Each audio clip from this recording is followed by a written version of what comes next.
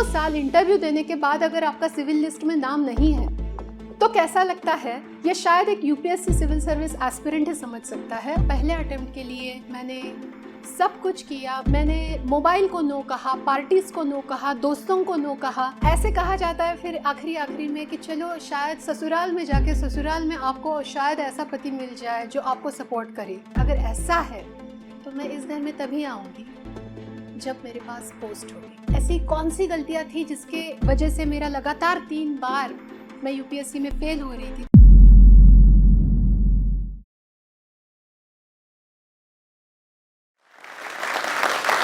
आप अपने सपनों के बारे में बहुत सीरियस हो, राइट? मैं भी आपके जैसे ही थी और आज भी मैं ऐसी ही हूँ, और इसीलिए आज joint commissioner of income tax, as a writer, as a singer, as a novelist, as a screenplay writer and as an actor, आप सबके सामने मैं यहाँ पे खड़ी हूँ। नमस्ते, मेरा नाम सोनल लक्ष्मीदास सोनकवड़े। मैं जालना, महाराष्ट्र के जालना जिले से, वहाँ पे मेरा जन्म हुआ और मैं शोलापुर जिले से बिलोंग करती हूँ। तो दोस्तों, यूपीएससी सिविल सर्विसेज ये दुनिया की सेकंड टफेस्ट एग्जाम समझी जाती है। यूपीएससी सिविल सर्विसेज के 3 पड़ाव होते हैं, प्रीलिम, मेंस और इंटरव्यू। अगर प्रीलिम, मेंस, इंटरव्यू हो गया, 1 साल हो गया, दूसरे साल हो गया, तीसरे साल हो गया और तीनों साल इंटरव्यू देने के बाद अगर आपका सिविल लिस्ट में नाम नहीं है तो कैसा लगता है, ये शायद एक यूपीएससी सिविल सर्विस एस्पिरेंट ही समझ सकता है। और वही मेरे साथ हुआ। 3 बार लगातार फेल्योर के हैट्रिक करने के बाद, लेकिन मैंने अपनी मेहनत छोड़ी नहीं और मैंने सक्सेस की भी हैट्रिक 3 बार लगातार की। और आज मैं आपके सामने इसलिए खड़ी हूँ कि आपको बता पाऊँ कि ऐसी कौन सी गलतियाँ मैंने की अपने प्रिपरेशन के दौरान जिसके वजह से मैं लगातार 3 बार फेल हुई, और अब ऐसी कौन सी टर्निंग पॉइंट था जिसके वजह से मेरे फेल्योर को मैंने सक्सेस में कन्वर्ट कर दिया। तो दोस्तों, अगर आपको ऐसे लग रहा है कि मैं लगातार 3 बार फेल हुई हूँ तो मैं एकदम पढ़ाई में अच्छी बच्ची नहीं थी, ऐसे अगर आपको लग रहा है तो ऐसा बिल्कुल नहीं था, क्योंकि मैं 4th स्टैंडर्ड में मुझे स्कॉलरशिप मिली थी। मैं अपने क्लास में हमेशा अव्वल आती थी। 7th स्टैंडर्ड में मुझे स्कॉलरशिप मिली थी डिस्ट्रिक्ट में। वो scholarship mental ability test, logic के ऊपर उसके पेपर्स होते हैं। उसके बाद 10th स्टैंडर्ड में मुंबई बोर्ड में थी, मैं मेरिट लिस्ट में आई थी। तो मैं एक पढ़ाई में बहुत होनहार बच्ची थी और पढ़ाई के साथ साथ मैं सिंगिंग, हारमोनियम ये भी सीखती थी। मैं एक बहुत अच्छी और आइडियल बच्ची थी।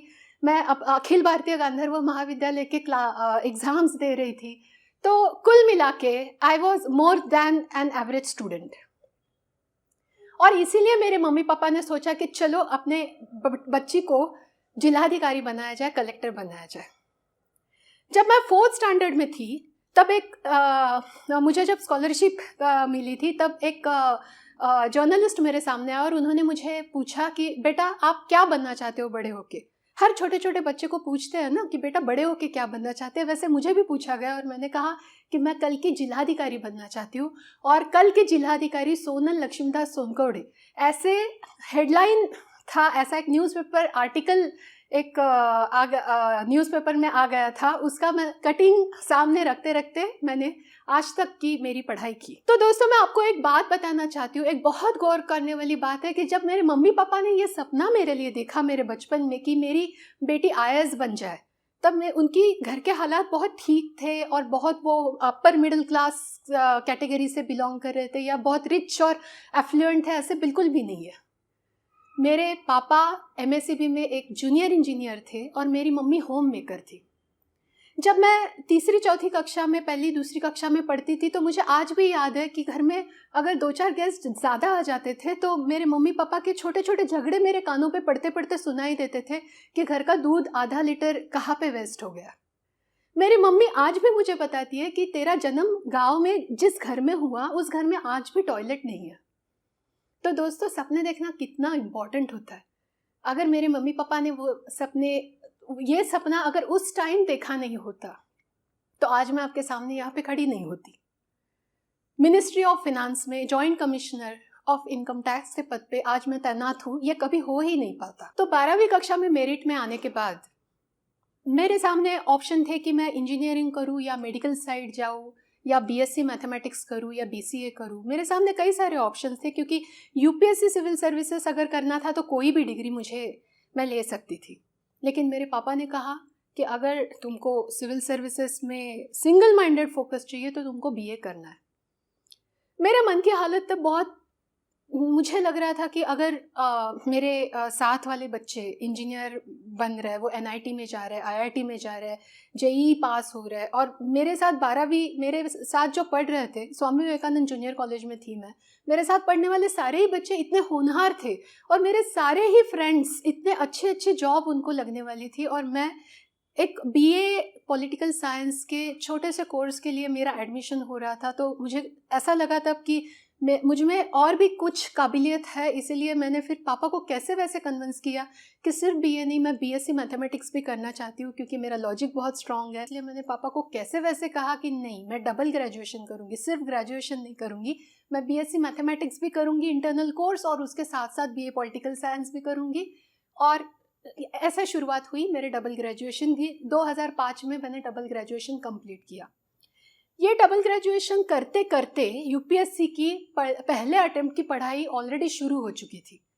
2004 में जब सुनामी आ गया था तमिलनाडु में, तो सुनामी रिलीफ वर्क टीम में मैं 100 लोगों के साथ काम कर रही थी। मैं एक बहुत आइडियल एटमॉस्फेयर में मेरे सोशल एट्रीब्यूट्स, मेरे एजुकेशनल एट्रीब्यूट्स डेवलप हो रहे थे। यूपीएससी के सिविल सर्विसेज के पहले अटेम्प्ट के लिए मैंने सब कुछ किया। मैंने अपना इंजीनियरिंग छोड़ दिया, मैंने ऑल्टरनेट करियर ऑप्शन छोड़ दिया, मैंने मोबाइल को नो कहा, पार्टीज़ को नो कहा, दोस्तों को नो कहा, मैंने मैरिजेस को नो कहा, मैंने कोई भी मूवी मस्ती किसी में भी पार्टिसिपेट नहीं किया। 2, 3, 4 साल, और 4 साल लगातार मैं पढ़ती रही, 10-10, 12-12, 15-15 घंटे पढ़ती रही, लंबी पढ़ाई करती रही, बहुत, हर एक घंटे में ज़्यादा से ज़्यादा प्रोडक्टिविटी हो पढ़ाई की, इसलिए बहुत ज़्यादा मेहनत डालती रही।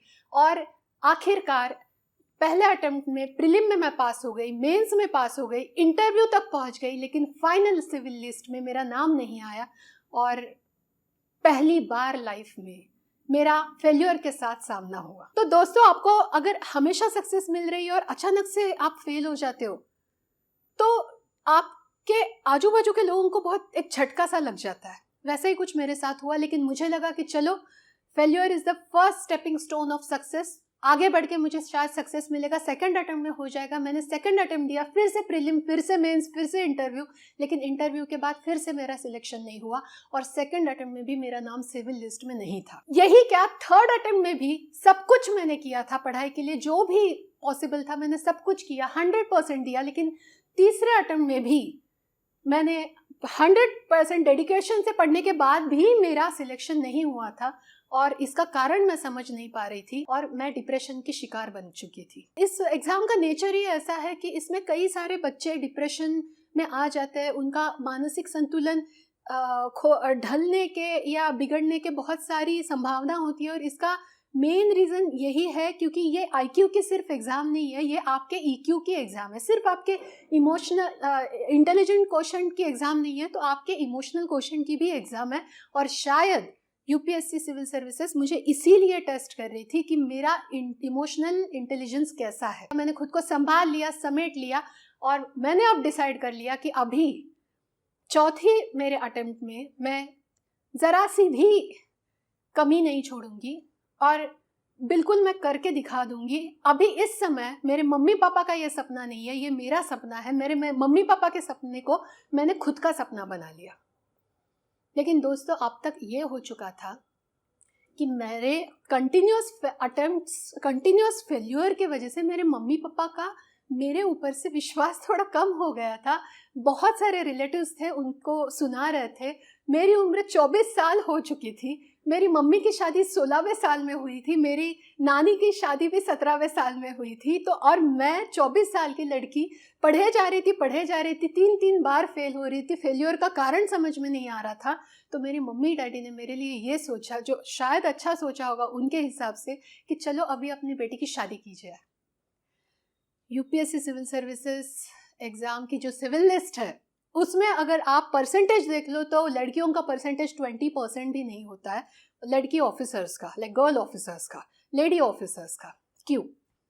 इसका रीज़न ये नहीं है कि लड़कियां इंटेलिजेंट नहीं होती है, इसका रीज़न ये नहीं है कि लड़कियों को ज़्यादा मेहनत करनी नहीं आती है, लेकिन इसका रीज़न ये है कि लड़कियों को ब्रह्मचार्य आश्रम से गृहस्थ आश्रम में भेजने की जल्दी सिर्फ मम्मी पापा को, माता पिता को नहीं होती है, तो पूरे समाज को होती है। और ऐसे कहा जाता है फिर आखिरी में कि चलो शायद ससुराल में जाके ससुराल में आपको शायद ऐसा पति मिल जाए जो आपको सपोर्ट करे। तो फिर से मेरा भी ऐसा ही कुछ होने वाला था और मैं फिर से लक पे मुझे छोड़ने की तैयारी शुरू हो चुकी थी घर में कि अगर इसका लक अच्छा होगा तो पति अच्छा मिलेगा और फिर वो सपोर्ट करेगा और फिर इसकी शायद चौथे अटेम्प्ट की तैयारी अच्छी होगी और फिर इसका सिलेक्शन हो जाएगा। लेकिन मैंने इस बार डिसाइड किया था कि नहीं, मैं इस बार लक को कोई भी दूसरा चांस नहीं देना चाह रही थी। मैं अपने आप को एक आखिरी मौका देना चाह रही थी और सिविल सर्विसेज एग्ज़ाम कुछ भी करके क्रैक करना चाह रही थी। एक दिन ऐसे ही मैं स्टडी रूम में पढ़ रही थी, पढ़ते पढ़ते मेरी मम्मी का फ़ोन आ गया। मेरी मम्मी ने कहा कि शाम को देखने के लिए कुछ लड़के वाले लोग आ रहे हैं तो तुमको आना है घर पे। और मैंने साफ साफ मना कर दिया क्योंकि मैं नहीं जाना चाह रही थी, मैं मेरे पढ़ाई के 2 घंटे वेस्ट नहीं करना चाह रही। तो मम्मी ने नेचुरली कहा कि अगर घर में रहना है तो तुमको तो घर के कुछ रूल्स है, कायदे कानून है, वो तो मानने पड़ेंगे।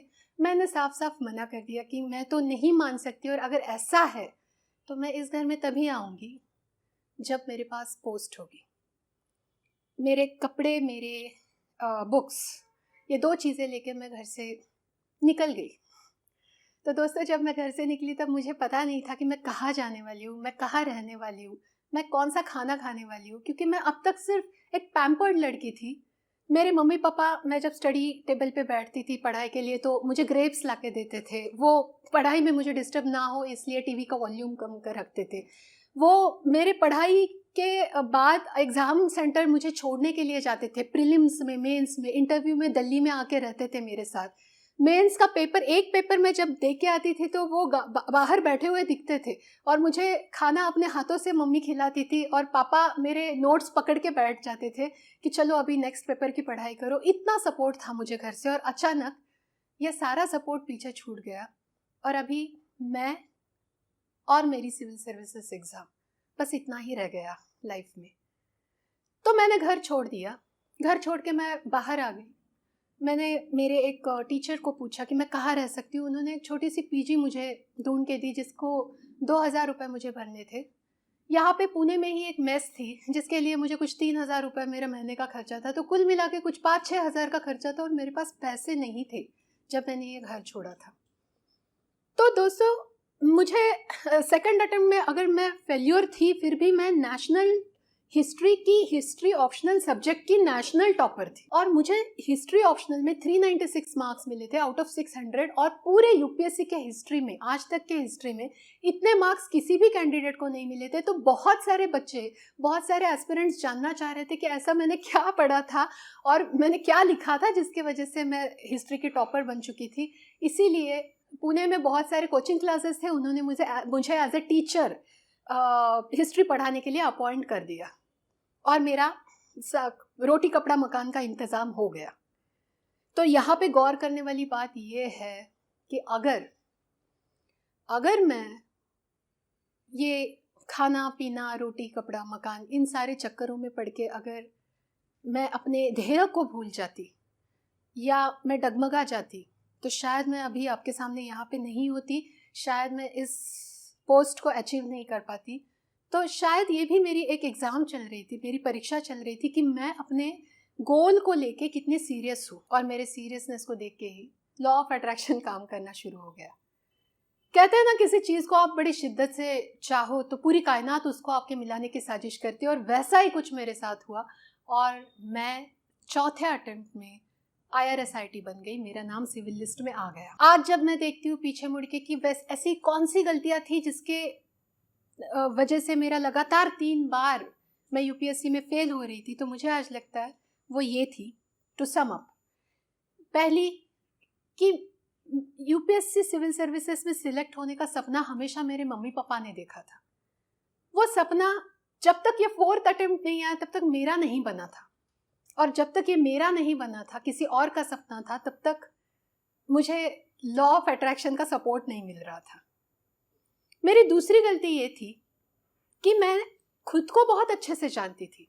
मेरा रीडिंग स्पीड कैसा है, कौन सा ऑप्शनल मुझे चुनना चाहिए, मुझे किस सब्जेक्ट में इंटरेस्ट है और किस सब्जेक्ट की रिवीजन मुझे करनी चाहिए बहुत जल्दी, क्योंकि मैं कौन सा सब्जेक्ट बहुत जल्दी भूलती हूँ, ये सब कुछ मुझे पता था। लेकिन मैंने एग्ज़ाम के नेचर को नहीं समझा था, और एग्ज़ाम के नेचर को समझना यूपीएससी सिविल सर्विसेज को क्रैक करने के लिए सबसे ज़रूरी होता है। मैंने मॉक टेस्ट नहीं दिए थे, मैंने राइटिंग प्रैक्टिस नहीं की थी, और ये जब मैंने चौथे अटेम्प्ट में की तब मेरा सिलेक्शन हो चुका था। और तीसरी और बहुत सबसे महत्वपूर्ण गलती जो मैं हमेशा करती आई थी पहले 3 अटेम्प्ट में, तीसरी और सबसे महत्वपूर्ण गलती जो मैं हमेशा करते आ रही थी मेरे पहले 3 अटेम्प्ट्स में, वो ये थी कि जब भी फेल्योर मिला ना, मैंने कहा कि लक के वजह से है, इंटरव्यू बोर्ड ठीक नहीं था, मुझे मेरा सेंटर ठीक नहीं था, मैं मुंबई में मुझे नहीं देना चाहिए था, मुझे अहमदाबाद सेंटर चूज़ करना चाहिए। दूसरे और तीसरे अटेम्प्ट के लिए मैं अहमदाबाद चली गई। तो मुझे हमेशा लगता था कि एक्सटर्नल फैक्टर्स है जिसकी वजह से मेरा सिलेक्शन नहीं हो रहा है। मैंने खुद में कभी भी इम्प्रूवमेंट करने की कोशिश इसके लिए इतनी ज़्यादा नहीं की जितनी ज़्यादा मैं कर सकती थी अगर मेरी गलती, मेरे फेल्योर का रीज़न मैं अपने आप को समझती तो। और शायद चौथी अटेम्प्ट में मैंने वो करना शुरू कर दिया। मैंने सारे फेल्योर के रीज़न खुद में ढूंढने शुरू कर दिए, खुद को इम्प्रूव करना शुरू कर दिया, और मैं IRS-IT बन गई। तो दोस्तों, एक बार मैं IRS-IT बन गई, फिर मैंने कभी भी पीछे मुड़ के नहीं देखा। National academy of direct taxes में मैं नागपुर चली गई, वहाँ पे ट्रेनिंग चल रहा था। 9 to 5 मेरा ट्रेनिंग रहता था। 5 बजे के बाद भी बहुत सारे एक्टिविटीज़ रहते थे, एक्स्ट्रा करिकुलर एक्टिविटीज़ रहते थे। ये करते करते मैंने फिर से अटेम्प्ट दिया, क्योंकि चौथी कक्षा में वो जो मैंने, मेरे मम्मी पापा ने सपना देखा था ना कि मैं जिलाधिकारी बनना चाह रही थी, वो सपना अभी तक पूरा नहीं हुआ था। मैं अभी भी IAS नहीं बनी थी। मैं फिर से अटेम्प्ट देने के बाद 5वें अटेम्प्ट में मैं IPS बन गई। I never wanted to shout and sing in one life, that's why I never opted for IPS। I opted out. मैंने फिर से अटेम्प्ट दिया, और 6वें अटेम्प्ट में भी मैं फिर से इंटरव्यू तक पहुंच गई। सिविल लिस्ट में फिर से मैं IPS बन गई। 2 बार लगातार IPS बन के मैंने छोड़ दिया, और फिर मैंने फाइनली ये डिसीजन लिया कि लाइफ में कभी तो जितना चलना ज़रूरी है उतना रुकना भी ज़रूरी है। और ये जब मुझे एहसास हुआ तो मुझे लगा कि ठीक है, ये मेरा अभी करियर है। इस करियर से मुझे प्यार भी धीरे धीरे होने लगा। 3 साल मैं IRS-IT as assistant commissioner of income tax में काम कर रही थी, तो मैं इसमें सेटल होके अब बारी थी कि जो हॉबीज़ मैंने पीछे छोड़े थे, ये स्टडी के दौरान स्टडी को महत्व देते देते कई एक्स्ट्रा करिकुलर एक्टिविटीज़ में मुझे इंटरेस्ट था, सिंगिंग, राइटिंग, वो सब के लिए जो मैंने ड्रीम्स देखे थे, उन ड्रीम्स को पूरी करने की। तो मेरा पहला पोस्टिंग बैंगलोर हुआ, दूसरा गोवा हुआ, तीसरा पोस्टिंग मेरा मुंबई में हुआ। मुंबई में आते ही मैंने मेरा रियाज शुरू कर दिया। एक बहुत अच्छे गुरुजी थे जो गोरेगांव में रहते थे। 2-2 घंटे रियाज किया, और एक एल्बम मैंने बनाया, मोरे सावरे एल्बम, जो जी म्यूज़िक ने फिर रिलीज़ किया। और उस एल्बम के लिए मुझे बॉलीवुड ने बहुत अच्छे से नवाजा, और उन्होंने मुझे दादा साहब फाल्के इंटरनेशनल अवार्ड 2017 में दिया। तो मुझे काफ़ी सपोर्ट किया, और ये इसलिए नहीं किया क्योंकि मैं यूपीएससी सिविल सर्विसेज एग्ज़ाम में मैं पास होके आ गई थी, इसलिए किया, मेरी मेहनत को देख के किया। और उसके बाद फिर मैं कंफर्ट जोन में रहने वाली लड़की थी ही नहीं। मैं हमेशा कुछ अलग करना चाह रही थी, इसलिए एक एल्बम बनाने के बाद मैंने दूसरा एल्बम नहीं बनाया। मैंने तुरंत एक बुक लिखना शुरू कर दिया, क्योंकि राइटिंग भी मेरी हॉबी थी। मैंने एक बुक लिखा जिसका नाम कॉमा है, वो क्रॉसवर्ड ने रिलीज़ किया, पब्लिश किया। उसके बाद मैंने सो वॉट नाम का एक किताब और एक नॉवेल लिखी। मैंने जावेद अख्तर जी को वो नॉवेल भेजी, तो जावेद अख्तर जी को बहुत अच्छी लगी। उन्होंने कहा कि तुम deputy commissioner of income tax करके मुंबई में हो, इसीलिए मैं तुम्हारी नॉवेल रिलीज़ करने नहीं आ रहा हूँ, लेकिन मैं इसलिए आ रहा हूँ क्योंकि तुम एक लड़की हो और एक लड़की कह रही है कि सो वॉट। तो जावेद जी के हंसों मेरे नॉवेल का रिलीज़ हो गया। उसके बाद जब ये एल्बम की शूट चल रही थी, गाने की, टाइटल सॉन्ग की, तब मेरा एक्टिंग से सामना हुआ, और मुझे एक्टिंग भी अच्छा लगने लगा। तो मैंने अनुपम खेर से एक्टिंग एकेडमी में एक डिप्लोमा का कोर्स किया। मेरा घर सीवुड्स में था, मेरा ऑफिस चर्चगेट था, और ये acting academy Goregaon Santa cruise में थी।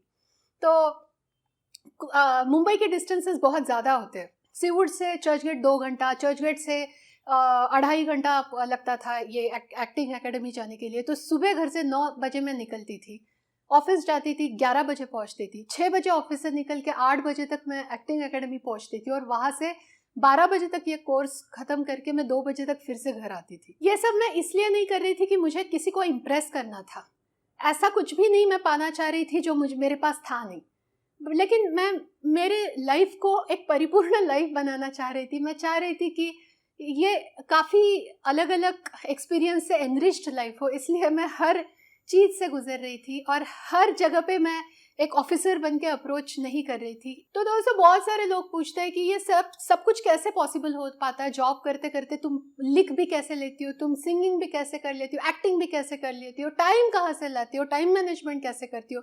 तो इसके लिए मैं एक ही बात कहना चाहती हूँ, where there is a will there is a way. अगर आप आपके सपनों को लेके बहुत सीरियस हो और पैशनेट हो तो आपकी लाइफ एनरिच होने से आपको कोई नहीं रोक सकता। लगता था शायद मैं आईएएस बन भी जाऊं तो मुझे इंग्लिश शायद नहीं बोल पाऊंगा।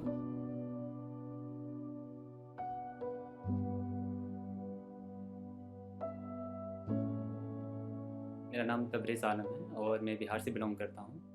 मैंने जो भी मेरा एजुकेशन मैंने बिहार से हिंदी मीडियम में मैंने प्राप्त की और लास्ट ईयर मैंने अपना ग्रेजुएशन कंप्लीट किया है। प्रेजेंटली मैं दिल्ली में रह रहा हूं और यूपीएससी का प्रिपरेशन कर रहा हूं। तो प्रॉब्लम जो सबसे बड़ा जो प्रॉब्लम होता है कि जैसे आप हिंदी मीडियम में स्कूल जब प्राप्त करते हैं तो क्या होता है कि जब कोई अगर आपसे कोई प्रश्न पूछता है इंग्लिश में तो आप तो उसके बारे में जानकारी आपको होता है, बट क्या होता है कि लैंग्वेज का आप उस इंग्लिश में एक्सप्लेन नहीं कर पाते। इंग्लिश से तो बहुत डर लगता है क्योंकि मेरा इन्वायरमेंट ही नहीं है, तो इंग्लिश से डर लगेगा, ये नेचुरल है।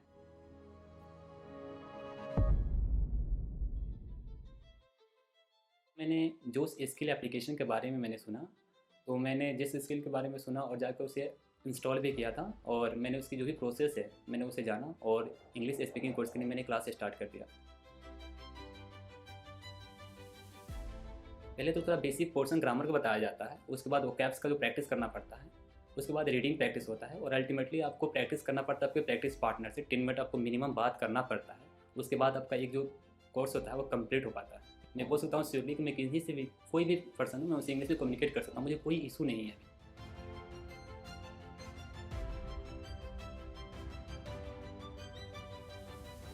सो जोश स्किल ने काफ़ी हेल्प किया मेरी कम्युनिकेशन स्किल को इम्प्रूव करने में। So that why today I am here.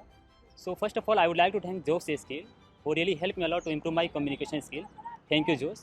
And finally, I would like to say, education is the most powerful weapon which you can use to change the world. Thank you.